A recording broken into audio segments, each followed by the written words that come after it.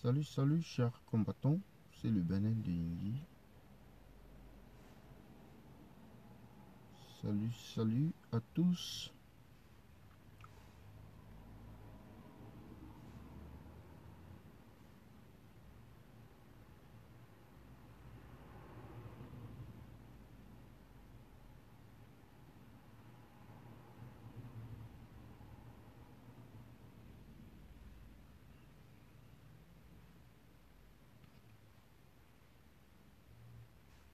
Ok.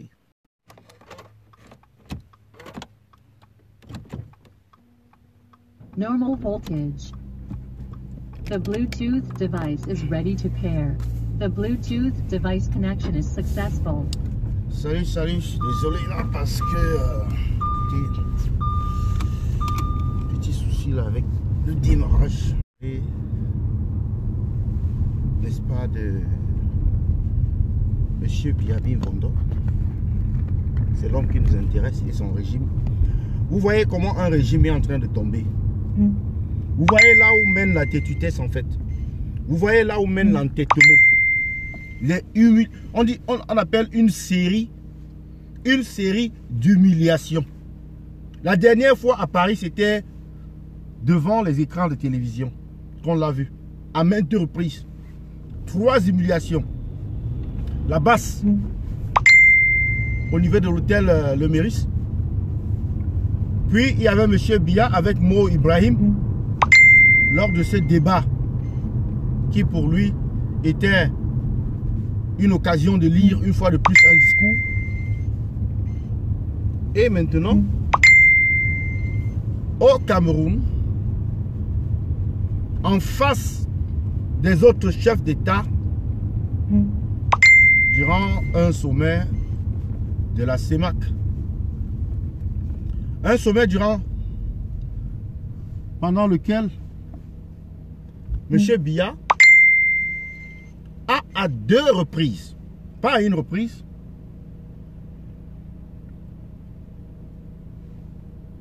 perdu, n'est-ce pas, son pantalon. Donc son pantalon a glissé. Alors maintenant, les spéculations, c'est que le pantalon a glissé. Pourquoi?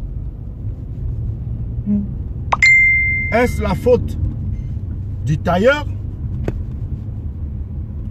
Vous savez, quand on est vieux, on porte des habits assez amples. Hein? On ne porte plus les trucs à la taille, là, serrés. On porte des habits assez amples. Bon, maintenant, on se pose la question de savoir c'est quel genre de ceinture? Quelle était la ceinture qu'on a mise, n'est-ce pas, au vieillard croulant? Quelle était la ceinture? Est-ce une mauvaise ceinture? Ou simplement le bon monsieur lui-même, soit c'est une mauvaise ceinture, soit le bon monsieur lui-même est allé aux toilettes et il n'a pas bien su fermer sa ceinture ou bien mettre sa ceinture et puis elle a lâché une fois de plus. C'est soit l'un soit l'autre, mais c'est très humiliant, surtout que on nous raconte que la sécurité de M. Biya a saisi tous les appareils électroniques des journalistes qui étaient, les journalistes et puis du staff qui était là-bas, pour qu'aucune image ne soit diffusée. Tant mieux. Il y aura des témoignages qui ont déjà commencé d'ailleurs, où les gens vous racontent ce qui s'est passé. Oui, tout pays normal, tout gouvernement normal n'aimerait pas que de telles images soient diffusées. On a vu des images, puis ce sont des images compromettantes, ce sont des images qui émettent, n'est-ce pas, un avis contraire Ce sont des images qui dévoilent le mensonge grossier dont subissent les Camerounais tous les jours. C'est-à-dire qu'on leur fait comprendre que M. Biya, Mike Ndongo dit que la ceinture là, c'était les cordes de patate. C'est sûr. C'est quand même rigolo. Mais bon, ce n'est pas une information, c'est pas, comment on appelle ça, une information positive venant de la part du régime. Mais pour la résistance, c'est une information positive dans la mesure où elle démontre à suffisance que M. Biya a dépassé le stage, n'est-ce pas, le stade de la retraite. M. Biya est en train de prolonger, n'est-ce pas, une expédition présidentielle qui aurait dû prendre fin depuis des années maintenant. Depuis des années. Ah oui. Depuis des années. Les élections de 2009, par là. M. Biya devait démissionner il devait partir du pouvoir avant 2010. Il a dû massacrer les Camerounais en 2008 pour être à même de se représenter, juste pour se représenter. Vous voyez à quel niveau l'homme est égoïste. À quel niveau l'homme ne pense qu'à lui-même. Se protéger, il faut que je reste au pouvoir, comme ça on ne pourra pas m'amener dans un tribunal quelconque. C'est une humiliation qui démontre vraiment qu'on a raison d'être dans ce combat. Je me souviens également d'une image comme ça qui a circulé, celle de Robert Mugabe. Vers sa fin, vous allez remarquer que Robert Mugabe avait des incidents et après incidents, parce que c'est humiliation après humiliation. Il y en a là où il dormait en public. Il y en a où il oubliait même son discours. Il y en a où il relisait exactement le même discours.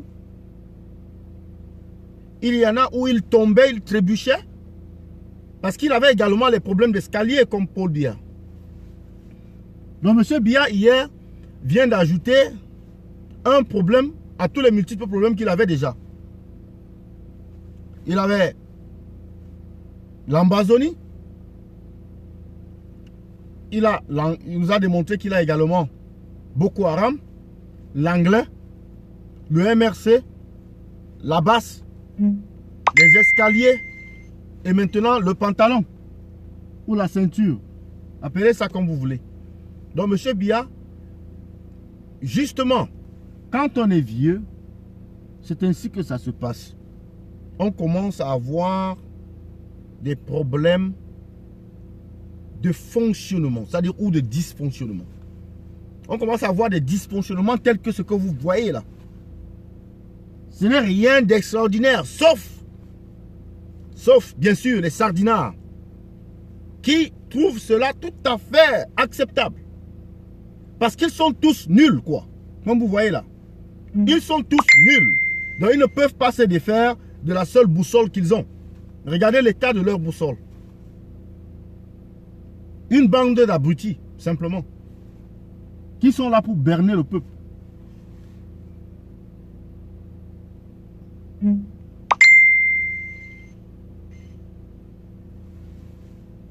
Une bande d'abrutis qui ont pour seul rôle et but de mentir et de continuer à mentir. Même eux, ils sont fatigués. Les jeunes du RDPC, je crois c'est à Sangbelima, qui ont, n'est-ce pas, protesté contre certaines candidatures là-bas. Parce que, d'une certaine manière, ils ont remarqué que eux, ils ne comptent pas. Et que le chien ne change jamais sa façon de s'asseoir. Ou le côté sur lequel il s'assoit. Le chien s'assoit toujours du même côté, de la même façon. Donc, eux, ils pensaient que Tout ce que nous décrions là, ce n'était que du bavardage, du verbiage pour animer la galerie. Quand on dit que le RDPC tue la jeunesse, quand on dit que le RDPC est un parti de vieux, quand on dit que le RDPC, c'est seulement les vieillards, là voilà maintenant ils se rendent à l'évidence qu'ils sont mis de côté et qu'on continue avec les mêmes. Eux ils sont là pour accompagner, en fait ils sont là comme les... Comme, je sais pas, on appelle ça, dans un orchestre, il y a des... Il y a des éléments clés de l'orchestre, c'est-à-dire les bassistes, guitaristes, et puis pianistes, et tout ça, violonistes, et tout ça. Mais, après, il y a les spectateurs. Les spectateurs, leur rôle, c'est d'applaudir. Voilà leur rôle. Et quand les spectateurs veulent devenir des acteurs, ça devient un problème. C'est ça le régime de M. Biya. Lorsque les spectateurs veulent devenir des acteurs, ça devient un problème. Ils sont combattus. Donc voilà ces jeunes qui veulent se faire investir comme candidats, mais qui n'ont pas le droit, qui n'ont pas les pouvoirs de le faire. La tutelle ou alors l'élite du parti a déjà investi ses candidats au détriment, n'est-ce pas, de la jeunesse, au détriment de ce que pense la base. Voilà comment fonctionne le RDPC. Le RDPC, c'est un parti dans lequel c'est la tutelle, ce sont les leaders, ce sont les cadres, c'est le comité central qui décide de tout. La base n'a rien à dire. On les appelle quand on a besoin de leur donner les 2 000, les 500 000, et puis c'est tout. Quand on a besoin de la fanfare, on a besoin des animateurs, on les appelle. Quand on a besoin d'une bonne image, quand on veut appeler les journalistes, il faut qu'il y ait quand même des gens. On les appelle, on appelle les vieilles mamans, on appelle des jeunes, désœuvrés et tout ça. Vous voyez comment, si les gens en arrivent à se disputer un pagne, à se bagarrer pour un pagne du RDPC, ça vous montre leur degré de misère. Ça montre leur degré, n'est-ce pas, de... Je ne sais pas comment on peut dire ça. C'est la misère absolue. C'est la pauvreté, à la fois morale et la pauvreté physique. C'est simplement une catastrophe sur le plan social au Cameroun. Et que aujourd'hui, malgré tous les cris venant des autres partis d'opposition, il y a des choses qu'on peut quand même prendre ci et là. Le sultan Bondieu avait dit qu'il est temps de... C'est l'alternance. C'est le renouvellement de la classe politique, la classe dirigeante. Et bien les extrémistes du RDPC n'entendent pas ça de cette manière. Chez eux, là, il va falloir que le sang coule pour qu'il y ait alternance. Il va falloir que la guerre éclate, une guerre générale pour qu'il y ait alternance. Ces gens sont aujourd'hui déterminés à enterrer le Cameroun avec eux. Ou de se faire enterrer avec le Cameroun. Voilà ce qu'ils ont comme vision. Parce qu'on ne peut pas comprendre qu'un chef d'État vieillissant, aussi vieillissant, on dit les vieux sont des patriarches. Au moins, il aurait organisé une élection transparente. Parce qu'il est en train de partir. Qu'est-ce qu'il laisse au pays? Que doit-il à ces créatures? Que doit-il à ces créatures? C'est simplement de la méchanceté. Pure et simple. C'est le diable en personne. C'est pourquoi M. Biya n'organise pas des élections transparentes. Mais tout être humain, il est en train de partir. M. Biya ne va pas finir son mandat. Qu'est-ce qui gêne M. Biya à organiser des élections transparentes? Des élections justes, crédibles et transparentes. Qu'est-ce qui gêne, n'est-ce pas, M. Biya, à faire une réforme approfondie du code électoral? Pour qu'on ait enfin un code électoral consensuel. Au moins, on mettra cela à son crédit. Parce que les supporters de M. Biya disent que c'est lui qui a apporté le multipartisme. Que c'est lui qui a apporté le multipartisme, c'est lui qui a apporté la démocratie au Cameroun, etc., etc. Mais la démocratie, on ne l'a jamais vécu au Cameroun. La démocratie, on ne l'a jamais vécu au Cameroun. La démocratie, c'est un système dans lequel il y a des pouvoirs qui sont indépendants. Au Cameroun, dites-moi, quel pouvoir est indépendant au Cameroun? C'est le judiciaire qui est indépendant de l'exécutif? Dites-moi. Ou c'est le parlementaire qui est indépendant de l'exécutif? Dites-moi. C'est le pouvoir, c'est les médias qui sont indépendants de l'exécutif? Pas vraiment. Donc on a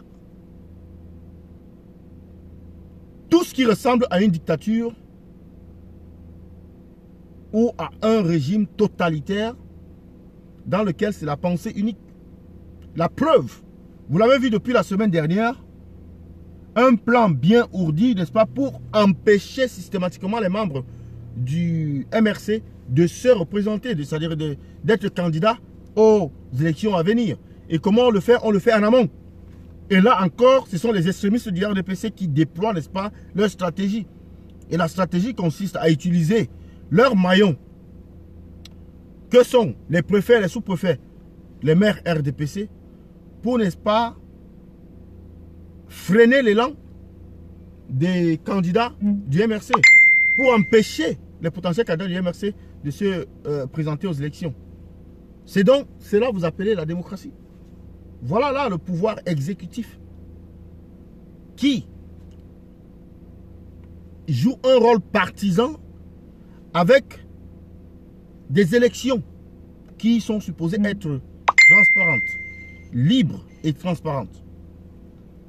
On ne peut pas dire, dans un pays où on interdit les marches pacifiques, dans un pays où on interdit la grève, vous avez vu Njombe Penja, dans un pays où on n'accepte pas la critique. Vous voyez certains qui appellent Equinox, n'est-ce pas, la télévision des opposants. La télévision, n'est-ce pas, des bamileke, comme ils aiment souvent le dire. Excusez-moi. Ce n'est pas moi qui le dis, ce sont les sardinards qui le disent. Moi, je ne pense pas que c'est la télévision des Bamileki. Parce que quand vous regardez Vision 4, vous voyez là, il y a Akono, il y a Belinga, il y a Ebutu, il y a Nzana, tout ça. Sur un même plateau, aucun individu venant d'un État autre que l'État sécessionniste du Sud. Mais voilà là une télévision qui est tribaliste ou sécessionniste. Donc, chers combattants, nous devons nous réveiller et accentuer notre lutte. Décrier, n'est-ce pas, cette discrimination que le régime de M. Biya veut imposer sur ces élections. Décrier, n'est-ce pas, c'est pas forcément, parce que j'ai vu, il y a des posts sur Facebook où on dit que certains ont dit non aux élections, mais aujourd'hui ils sont en train de dire il faut acheter un bus pour le MRC. Franchement, il faut qu'on arrête un peu, quoi. Chacun est libre de penser. Chacun est libre de changer d'avis. Seuls les idiots ne changent pas. Mais moi, je suis... ma position fondamentale, c'est que je suis contre les élections dans ce spectre-ci. Mais je ne vais pas aller jusqu'à boycotter les élections. Même le MRC est contre les élections. Même le MRC va aux élections à contre-gré. Bon, même le MRC est contre les élections. Même le SDF est contre les élections. Mais ils sont obligés d'y aller puisqu'on leur impose les élections. Le régime de M. Biya leur a imposé les élections. Les élections au Cameroun, ce n'est pas la chose la plus pressante, ce n'est pas la chose la plus urgente en ce moment. C'est la paix qui est la chose la plus urgente. Et comment y arriver? Il faut organiser, n'est-ce pas, un dialogue inclusif. Mais puisque le régime Biya ne veut pas organiser un dialogue inclusif, le régime Biya veut seulement, c'est-à-dire sauter du coq à l'âne, distraire les gens avec des pseudo, n'est-ce pas, dialogues, des solutions à la va-vite qui en réalité ne sont que des saupoudrages, ne sont pas des solutions. On ne peut pas dire donc, dans ce cas-là, que les partis comme le MRC ne doivent pas assister aux élections. On a vu ce que ça a donné en 1996, lorsque le SDF a boycotté les élections. Ils étaient une opposition quand même importante, mais quand le SDF a boycotté, les autres sont quand même allés et ils ont fait les élections. On sait ce que ça a donné aujourd'hui. Nous sommes dans cette merde aujourd'hui à cause de ce boycott du SDF. Beaucoup semblent le penser, que c'est à cause du boycott, n'est-ce pas, du SDF aujourd'hui qu'on est dans la merde. Même si d'autres disent que le SDF c'est un parti qui a vendu, n'est-ce pas, la volonté du peuple, qui a vendu, n'est-ce pas, qui a vendu le pays à M. Biya.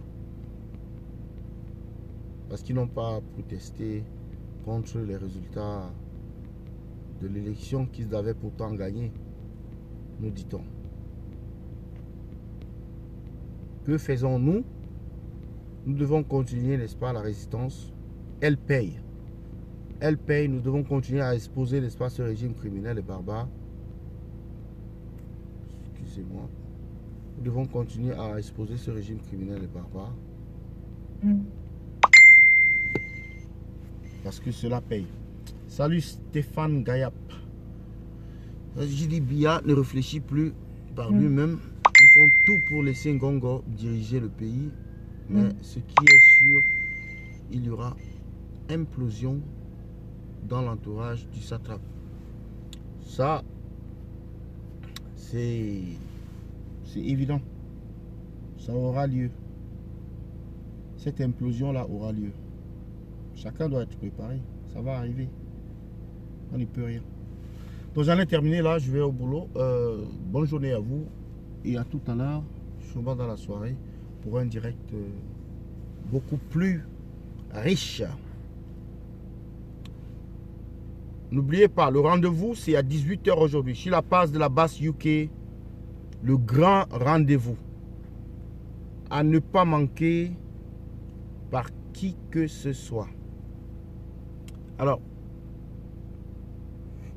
je pense pas que... si j'ai un direct ce soir, ce sera autour de 20 h après le grand rendez-vous. Parce que le grand rendez-vous, sur la page de la base UK, c'est de 18 h à 20 h. De 18 h à 20 h. Temps universel. From 6 p.m. till 8 p.m. Stay tuned. Don't miss it. I will share it on my wall. Don't miss it.